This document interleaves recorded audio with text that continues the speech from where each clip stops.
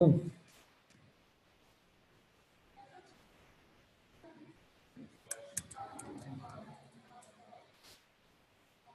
Yeah, it's recording. Okay.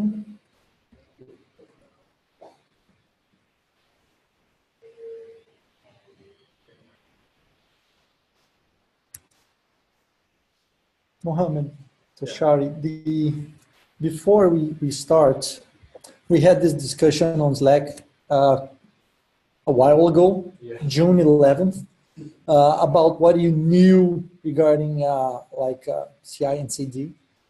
Did anything change in that period? Well, I'm learning a little bit more about how TeamCity works in general, and how kind of whenever you make a PR, when how much test suite and test to define in the code, it kind of goes through it. Okay. So I guess the way they have it configured, it goes through and looks for any test specific test files. Okay. Tries to run those tests. Okay. And I'm learning more about the snapshot comparison with visual regression testing. Awesome. How it works and compares the picture of your components and then compares it to the previous state one. Okay, which project you're working in? Epic. Epic, okay. Yeah. Okay. Yeah, so I'm learning a bit about how it works, but I'm not familiar how it's configured. I know when it when you actually do merge, it kind of goes through an entire process where it deploys your code, it deploys it on the CI environment and everything. Awesome. You're using Circle CI or something? We're using TeamCity. TeamCity. Yeah. Okay. You're from JetBrains. Yes. Okay. I have a screenshot from TeamCity. Awesome. Maybe you can even expand at that point. I don't know. It's a lot because the way they have it it's a lot. It's very complex. Yeah. And then even Sarah says it's it's yeah, I know. It's Epic does a lot of stuff on there. I see. No, it's okay. How about you? I guess for CI, I've kind of learned that very much just has to hold this check-ins that it does. So when you push something, Circle CI will always verify what kind of tests that your code has to go through. Okay. Be it styling or whatever you kind of set to it. Okay. For Venice, I like Venice. Okay. Honestly, good. Something I probably will start using a lot more. Okay. It tends to be more automatic deployment to certain areas. So if you want to deploy it to specific servers or specific builds, it tends to do that. It's also pretty good if you want to keep track of, certain commits. Okay. Every time let's say you want to push into master, you can set up Venice to publish, I guess. Exactly. And you can have specific builds that you can go into. Awesome. Awesome. So you guys know a lot. That's good. So we can go even deeper. I think I'll start just because of time. Probably Kathy is stuck on another meeting, but she can join in anytime she arrives. So what I have prepared here, it's maybe the way I see it. Yeah, please. I talk too loud and everybody will be disturbed by my voice. Exactly. So please, any of you feel free. It's not like a speech, it's like a discussion. So please interrupt me. So I try to split up this in 3 parts of maybe 15 minutes, but let's see how long we're going to need for each one of them, because it's the first time that I'm approaching this subject. So let's see. So the first part would be for us to more see. Oh, yeah, that's a good idea. I don't know if anybody's actually joined, but second. Yes, of course. Let me mute you. No, the room's muted. What I did is that I muted the room and I'm using my own microphone because the capture will be a little bit better if I use the room. So, okay, no, my bad. Sorry about that. Yeah, I'm too smart for myself. Okay. So, so the first part is more like a theoretical thing for us to try to understand at least my perspective on the subject. We can discuss things that are related to what I'm calling the software engineering pipeline. And then on the second part, we can start to look at this pipeline and put some tools on them, and then discuss how these tools interact with that software development or software engineering pipeline.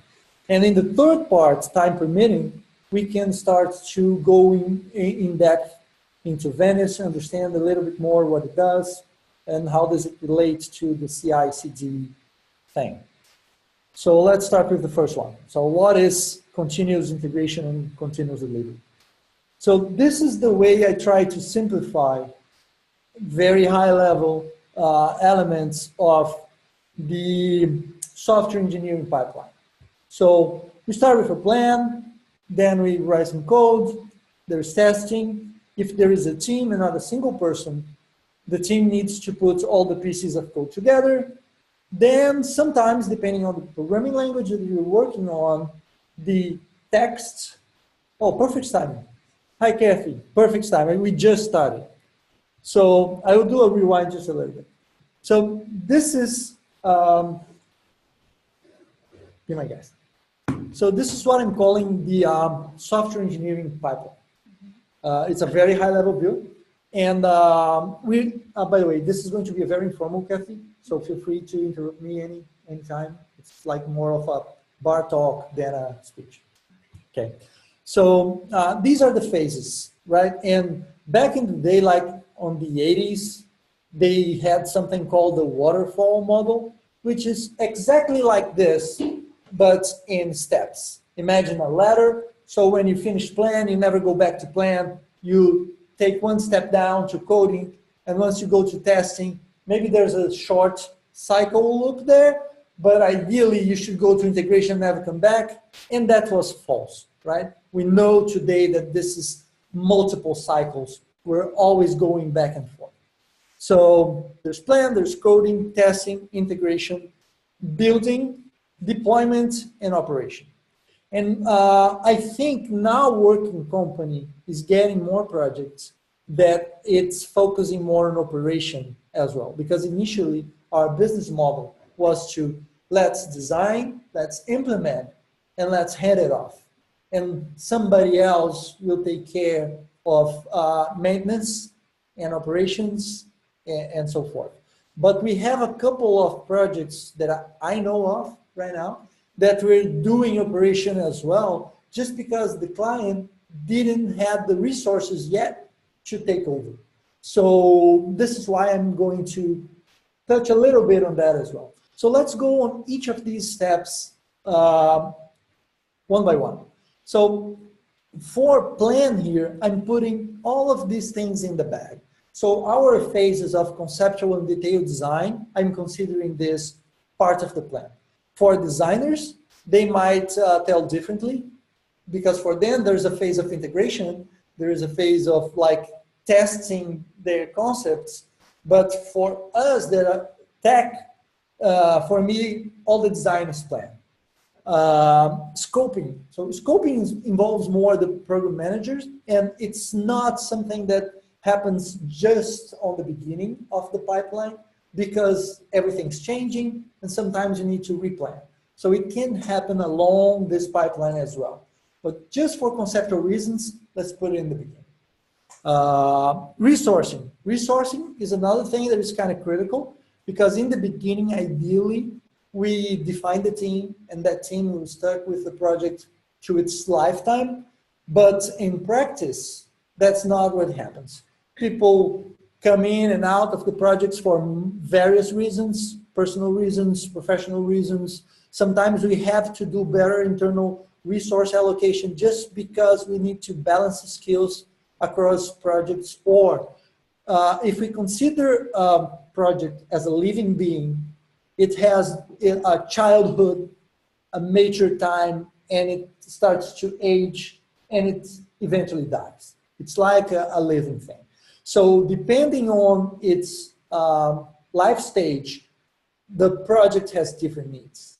It sometimes needs more care in the beginning, sometimes it needs more care near the end, or in the middle, it varies. So because of this variation, we can take advantage of doing some resource allocation, because then if this project is stable, doesn't need all those resources, we can rearrange things. And the other thing for us, in tech, part of our plan it's consolidated on a document or a set of documents called tech brief, where we try to foresee, we use our crystal ball, try to see the future, try to figure out all the technical needs, all the scope, all the resources we need, try to put it in a document to guide what's going to happen next. But that all also changes along the way. So ground rule, everything changes. Okay, so then it comes to coding. And when you think about the coding phase, most of the time you think, okay, I sit down in front of the machine and I'm going to write code. This is the first thing that comes to mind, right? But it's not exactly what happens, because you guys already had that experience right now. You have many records in terms of PRs so far. Everybody's cheering up across all offices in the company. And, but you know that it's not just about write code. As a matter of fact, you read code more often than you write code, because you need to understand what's already in there. So before I put my code, especially when you're not starting from scratch, when there's a project already going on, and you need to write this new piece, but where should I write it? What is in there that I need to adapt to this new Lego brick so it can click?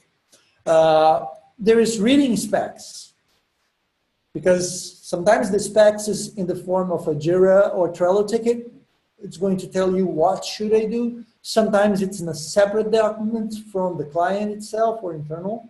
And ideally, I like a methodology, which is called DDD, which stands for Documentation-Driven Development. For me, it's the best methodology. Few people put it in practice, but the advantage is when you write the documentation first, you are faced to deal with conceptual problems that sometimes you only realize at coding time.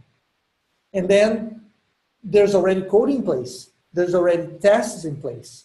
So it's more expensive to change. Meanwhile, text, which is non-coding text, it's just like brainstorming text. It's cheaper to throw away. So I like to put writing specs as part of coding in this documentation-driven development model. And some people argue that this is like doing too much planning up front, and there is a balance. So if you try to plan everything for the far future, indeed, it's a problem that happened in the past. It led to analysis paralysis. But if you try to think a lot about your problem, but just the piece of the problem that's in the short future, then it pays off a lot to do that and write what you're about to code before you code. Well, pair programming is another thing. This is a practice that is not a rule for working company, but for other companies, it's a rule. No code is ever written, if not in pair programming fashion. So Vanessa, one of our tech directors here, it's currently on leave of absence because she just had a baby, but Olivia, by the way. And when she comes back, she can talk to you about her experience with Pivotal, which is a company that produced a lot of open source software. And in their methodology, pair programming is essential. And that's an interesting thing, because code review becomes a more synchronous activity. It's not an afterthought. It's something that's happening while you're coding. And usually, I don't know if you had the opportunity to do any pair programming in here so far. Pair programming, it's like sitting with another developer, and instead of just you writing the code, both of you are taking turns, and one of them is controlling the computer, and the other is talking about ideas of what should be done. Like, oh, let's create this function, let's use these parameters, let's blah, blah, blah. So it's like splitting into two people to do the coding. Have you guys had that chance? Not really. It's mainly just through like code reviews and then like showing like suggestions and then showing me suggestions like what I should change, like how I should like rework this function or something like that. So it's never like we're like Good too. See, how about you? Kind of done that, right, Leandro? Not in the full sense. Not in a but- hard No, sense, it doesn't but- need to be. Yeah, we've done a lot of like just don't get us as Yeah, like Okay. talking about it and like thinking about the problem and kind of writing it as we talk about it. Mhm. Something we've done, yeah. How did you feel? Giving some guidance to kind of like how I can approach a problem. Because I feel like when I talk about something or when I get someone's opinion on something, I can, I guess, dive into the problem a lot more than if I just Okay. keep it to myself. I see. I see. And we, when I, I used to lead a different media team at Museum Monitor, and we worked with Pivotal Okay. to learn Oh, how awesome. to do agile development and did pair programming with a Pivotal person and one of our people, and then they, after we finished working with Pivotal, then the developers paired up and did pair programming. Part of it was because we had like one really good developer who had super skills. Everybody else was less experienced, and we had that sort of bus problem. Yeah. And so I was if the bus comes along, there goes the website. exactly. And so by doing pair programming, it was a way for us to also start to share Exactly. information. So it was Yeah, I'm mentioning this. It might seem unrelated to continuous integration and continuous delivery, but for me, it's the ultimate continuous integration. Because when you're doing pair programming, every line of code is integration. Because it's two people there thinking about the same problem and trying to integrate their perspectives and materialize their understanding of the world in terms of code. And I think we should arrange for all of you have that experience here because it's very rich, but there are some risks. So one of the risks is that ideally, when you have the same level between the people that are doing the pair programming, it's when you get the most out of it.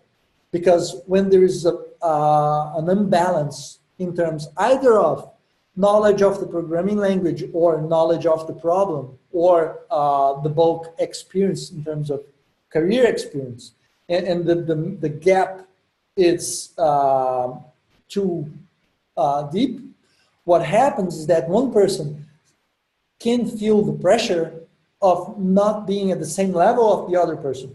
And if the other person is not prepared to be engaging and create the opportunity for contributions, it might sound like slavery.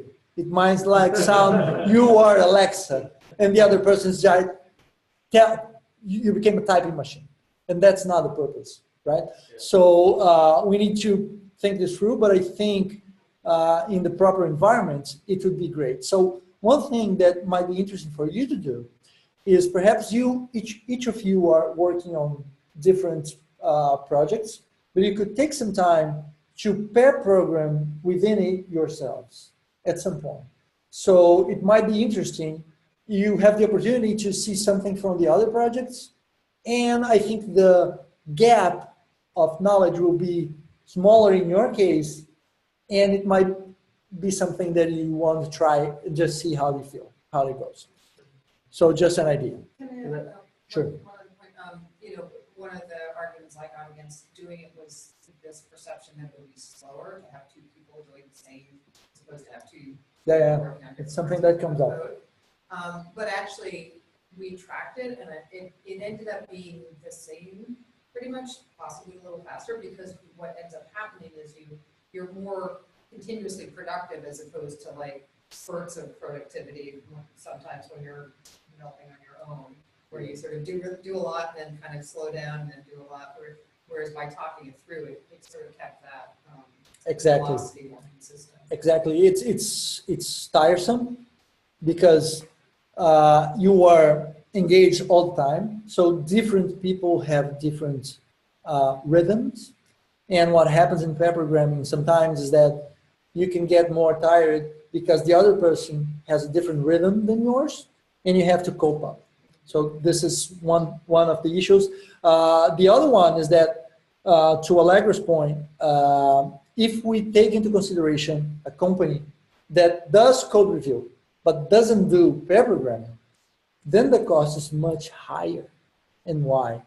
You are doing something, and then PR pops up, and then you have to review that PR, but you don't have the context to review that PR. So you need to figure out the context, then review the PR, and then go back to what you're doing. The context switching has a cost, a cognitive cost, and a temporal cost for setting up things. Sometimes a proper review, it's not just take a look at the code and say, oh, do this or do that, but, oh, let me run it, let me play with it, let's see what could I do. So when you do this in pair programming fashion, you're sharing the context. There's no context switch. So the overall time is shorter. But when you're doing this in code review asynchronously, then there's always a context switch. So the cost is higher. So yeah, that's a very good point. Can I just? Please So do. Please. I think it might be a good idea for us to do like a coding dojo. Some Awesome idea. Because then it's out of the context of like. Awesome idea. And then we can just grab everyone without a project and having just like a theoretical problem that we can do the pair programming and do like share. Awesome idea. I even have a video introducing code dojos, but I think it's in Portuguese. But yeah, I'll check later. If it's in English, I'll share with you. Have you ever guys played with Coding Dojo at all? No? So let's do this. It's awesome. Yeah, let's awesome. do it. Okay. Okay, and last point. I like to, it's not my own making the last phrase in there, but I like it a lot, so I repeat it a lot. So for me, coding has these three orthogonal phases, which is make it work, make it right, make it fast, in that order. So that's very important. Why? Sometimes we are too concerned about speed that we introduce complexity too early in the coding phase. So you're obsessed with optimization, and then you dig deeper into one task, one ticket, one issue that you shouldn't. Either because it might be canceled later on, or you just have a single user and doesn't need to scale, or the current performance for the dumbest algorithm is good enough. So if you're optimizing, you're spending in a poor way the money that was invested for that task. So there's even a famous quote from C. Hoare, which says, optimization is the root of all evil.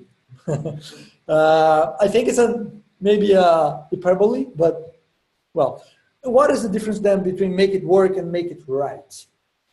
Sometimes in that case, it's not a problem of ordering, it's a problem of skipping. So sometimes we code something, it works, so it's done. But the fact that it works doesn't mean that it writes. Sometimes two wrongs make a right in computing. So it works, but it's wrong. It's two things that are not functioning that gives the impression that it works. So make it right should be considered a separate stage. Are other concerns. So testing is something that fills the purpose of making it right. But looking at your own code, even when you're not testing, with a perspective of, okay, now let's make it right. It gives you a completely different approach when you're just trying to make something happen. Like displaying a UI widget or making the data come from the API and show on your front end code or whatever. So bear that in mind, it's super important, and that pervades all the phases. Go ahead. You say that, let's say you have some code that you wrote, right? That it technically does work, but let's say it's very hard to understand if you're someone else coming from a project, or let's say like a week from now, you look at the code again and you can't understand what you wrote. Would that be considered like making it right? Oh, that's a good point. The question is, make it readable. Is it the same thing as of making it right? I would say it's a big part of. I think it even comes first than what I mean by make it right here. I'll give you a concrete example. First, why make it readable should be even before make it work. So make it readable shouldn't be optional at all. because we read code more often than we write. So if you invest time in making it readable, it pays off you and to the rest of the team all the time. So make it readable absolutely should come first. But let me tell you what I mean by make it right with a concrete example. So when Amazon launched its platform for doing purchase online, it was working. So you could, I want to buy these 3 books, and you put that quantity, 111, pay, you get your card, credit card, you get the books. Awesome. But some guy discovered that if I put another book and I put quantity -1, I'm creating a discount because the implementation was not blocking you to edit the field for quantity. And the implementation behind that was just summing up all the quantities. So instead of having 1 book, 1 book, 1 book, I have 1 book, 1 book, 1 book -2. And then my cart is still the same, but the price is down. So that means it works, yes, because if I do a valid order, it works, but it's not right because it was not the intention for the consumer to get discounts by asking for negative quantities of items. So this is what I mean by making it right. It's when you look at what already works and you try to think, is this right? Is there any other way that I can explore this that will break it? Will it scale for the number of users that I have, for the hardware that I have? Those things. Is it flexible? If I need to change it tomorrow, those things. And the last one is make it fast, but usually what happens is that sometimes we go all the pipeline down until we deploy it, and then we realize it's not fast enough, and then we iterate back to make it faster. And usually making it faster means making it uglier. So you write first your most beautiful code that you possibly can, and when you need to make it faster, it becomes uglier.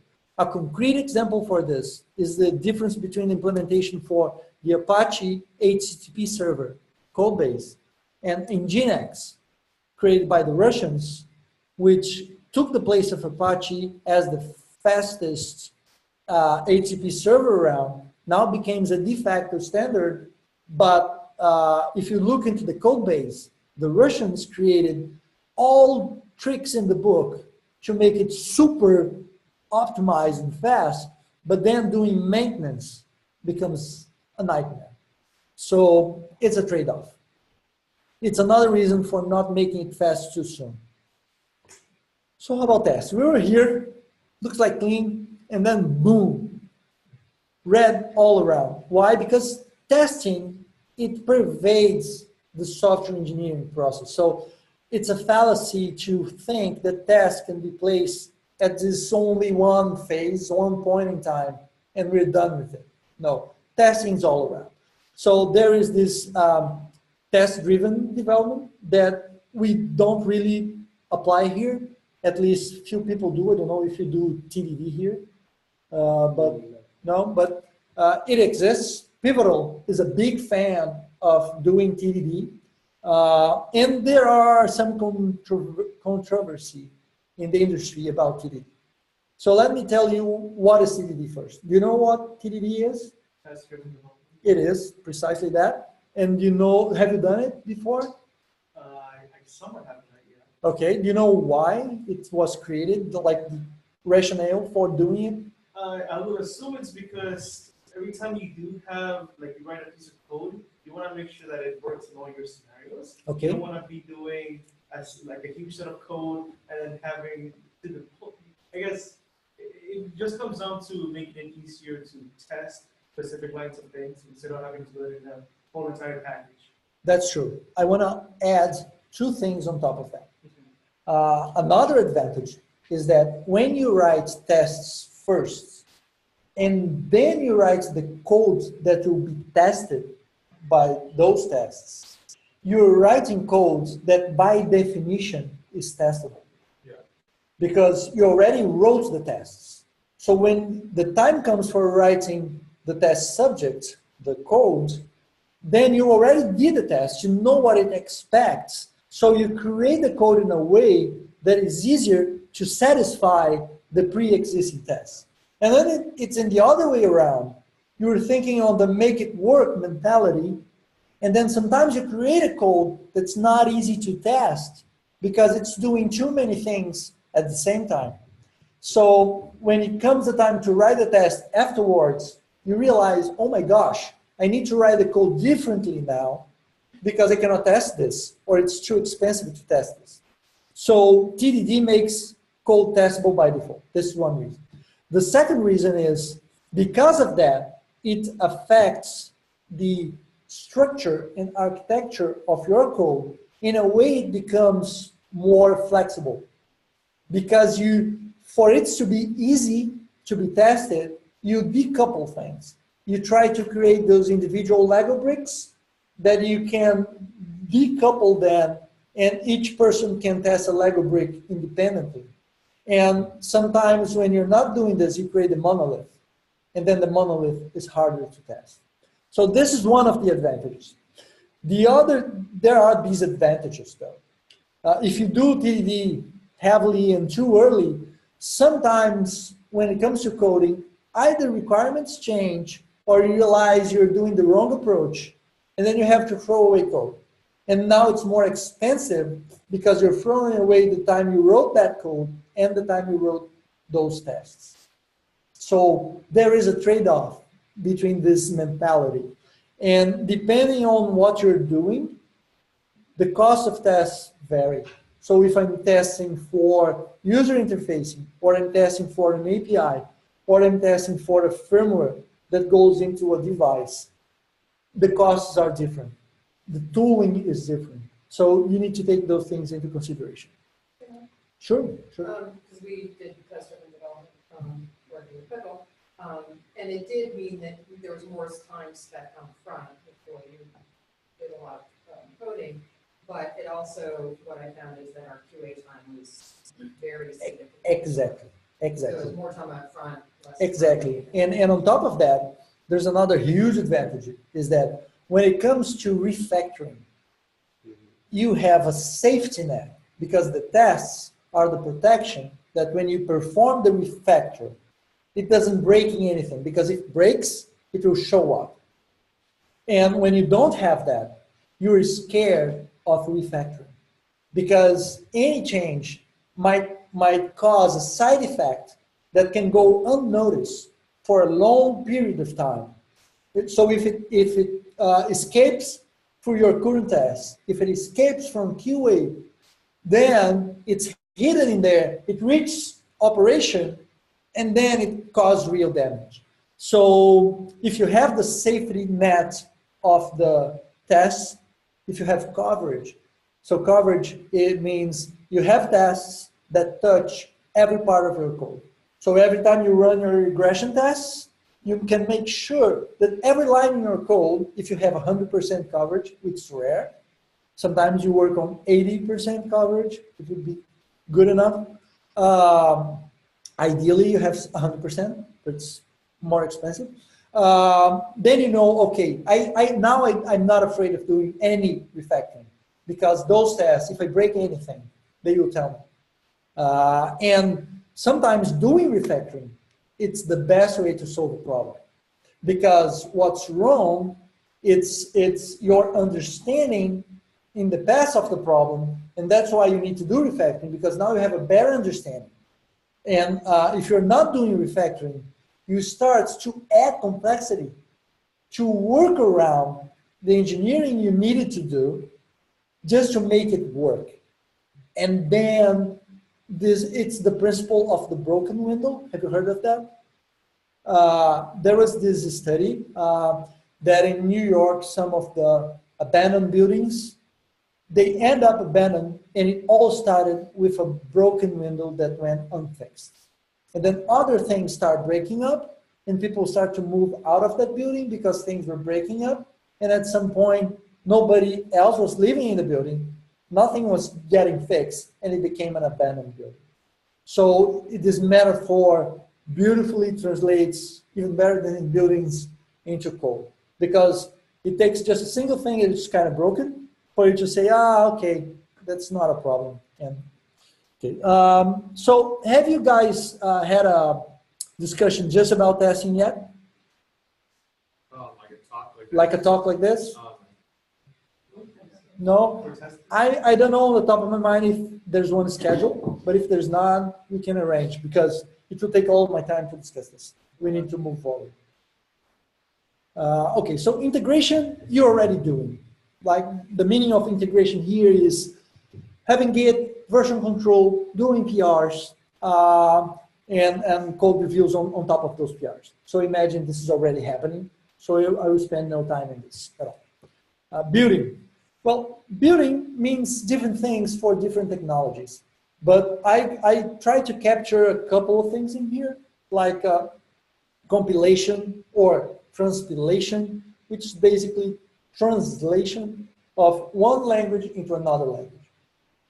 Optimization, and here I'm not telling about the optimization we were discussing on coding, which is done by our minds, but I'm telling about automatic optimizations done by a compiler, like the Google Closure compiler for JavaScript that performs several optimizations, like removing dead code, things like that, unrolling nested loops. There's a couple things. Linking today, it's because we're using dynamic languages, I'm assuming you guys are working with JavaScript, right? So linking is not a big thing, but on strongly typed languages, precompiled, it becomes a thing. For JavaScript, there's minification and obfuscation. So build will mean all those steps that once you're done writing the code, are these transformations that you're going to apply on that code to make it into something else that is ready for release and to go into production. Kind of like Webpack? Kind of like Webpack, exactly. Exactly like Webpack. So we're going to see Webpack showing up on this build phase later. Deployment usually means, okay, you have this software artifact that is working on your machine, and now it needs to work elsewhere. Nowadays, that means on the cloud, but 20 years ago, it meant on your computer. So we had those installation things that you downloaded from the internet or you purchase on the store and you need to install. So deploy meant installing something in an environment you had no control. Whole different ballgame. And operation, it's not done yet. It's the biggest part. So if you look the lifetime of software, a successful software, most of its lifetime will be on operation if it's successful. The truth is, most of software die young because they have a short time on operation and a long time on the rest of this pipeline. So for us, understanding operation is essential. I'm reading a book by Google called Site Reliability Engineering, which is just about operation. How to make it thrive and reach longevity. We won't have time to discuss much here, but it's about monitoring, seeing what's happening with the software, maintenance, adding new features, fixing bugs in production, and scaling up. We have more users in the cloud. How do we make it responsive? So we were trying to define continuous integration and continuous delivery. In my mind, this pipeline's continuous integration will be the first circle, and continuous delivery will be the second one. And the goal is, how do we shrink this pipeline so everything there could happen in a day? Even better, multiple times in a day. So ideally, when people say, hey, we implemented continuous integration and continuous delivery, it means that the developer pushes a new feature with tests to the repository, and it will flow through several layers of automatic software right into production without anybody else touching that. That's like the nirvana of continuous integration, continuous delivery. What we have at Working Company today is continuous integration and delivery until, I think, CD, to our development environments. and for most projects. For the other environments, QA, then there is manual process for that. Okay, so I was too slow, so we don't have much time left. So I will skip Venice altogether, and let's discuss a little bit about tools. And what we can do later is have just one of these talks to discuss Venice. So how about tools? So we go back to that pipeline. And what I try to do here is put some icons regarding technologies that either we are using or we're interested in finding more about. So below the pipeline, it's things that we are either using or used before. So if you look into the plan, we use issue tracking systems such as Jira and Trello. We use Slack for internal communication. We use Dropbox, Paper, and the Google Office suite for communication, spreadsheets, planning, docs, blah, blah, blah. For coding, we have projects that use JavaScript, TypeScript, Clojure, Python, Swift, Go, C#, Lua, Java. Leandro, help me out here. What I'm forgetting there in terms of programming languages? Objective-C, Bash, yeah. For testing, there's so many that I never even tried to put on those. But there is one system that the QA people use called Testdriven, where you could integrate with Jira, with GitHub, and they actually use it to map and organize. So if you talk to Neil would be the best person, yeah, the business, but talk first to the QA person on your teams, and if they don't know about, maybe scale up to Neil to know more about Testdriven. Integration, well, basically we use GitHub as our major integrator, right? Which solves a lot of problems. In the past, like 20 years ago, I've been to projects where people integrated by using pen drives. So it was a nightmare. Guys wrote codes, and then one guy went computer by computer, copying the code to a pen drive, and then another guy do manual integration. But there were version control systems like 4 years before now. So when that happened, the solution already existed, but people were not using the tools. So we need to always be cognizant that, are we using the proper tools for the job that we have in place? So if we're doing too much handwork and it's taking too much time and doesn't add value, maybe we're doing something wrong. Build, you see there, NPM, Webpack, line again for Clojure, Docker, Travis CI. For deployment, I don't know if we have a talk with Pinheiro, but it would be great for he to show to you our deployment pipeline. So how can we move stuff into Amazon? How do we provision machines? Because now we have this thing called infrastructure as a code, where instead of a person going there and creating a machine, plugging cables, you can create machines through software. You can create networks through software and then do deployment in automated fashion. And then we have operation, we have systems to manage logs and blah, blah, blah. So this is just to give you an idea. You later can go to Wikipedia. There's this page about a comparison of continuous integration.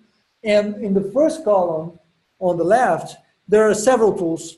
Some of them like Jenkins, Hudson, Travis CI, Circle CI. And then what I wanted for you guys to think about is that we have different criteria to evaluate different tools. So you need to think about the criteria as well. So I will share with you guys these slides later. So you can watch this later because we're running out of time. As a matter of fact, we're already out of time. So this is a presentation of Circle CI. So it's a session of Circle CI that shows you how it works. So I will skip the Venice part for us to conclude. So what are the takeaways? So what continuous integration is? There's a lot of text in there. What's relevant is, first one, practice. If you're just talking about it, you're not doing it, it means nothing. It's a team thing. If you're doing work alone, there's no need to integrate anything. It's all pre-integrated. Frequently, So the idea is that integration should happen as soon as possible. Verified, if there are no tests, if there's no automation, it means it's not continuous. There's a human in the loop, it will make things slower. And detect errors quickly, make everything less expensive. It's from Martin Fowler, not me, and continuous delivery is kind of based the same thing. You need to practice. Delivery is about build and releasing in production. And anytime it's crucial. So today we have to discuss and make meetings. Some projects have release managers to discuss when this goes to production. Ideally, it should be on a click of a button from the developer. If it passes tests, it can go to production. And that's good for the clients as well. So yeah, that's all about it. I'd like to thank you guys for having the patience. I need to apologize because I had to run it through a bit, but I wanted more open so you can have more discussion than a unilateral speech. You guys feel free to reach out to me any point in time you want. Yeah, that's it. My pleasure. Can you set up a Venice like talk? Sure, I can. Because I want to know how to set that up and how it works. Let's do the following. I'll talk to Oliver and Jessica. They're organizing those. And what we can do is, after the last one, if nobody touches Venice, I make the commitment to you to give you a talk just on Venice. Sounds cool? Deal. João, I see that you are there. Thanks for joining in. Sorry if I didn't create an opportunity for you to engage on the conversation, but feel free to reach out to our beloved interns to discuss anything you want. Okay, man. Thanks. Have a good day, you all. Bye-bye.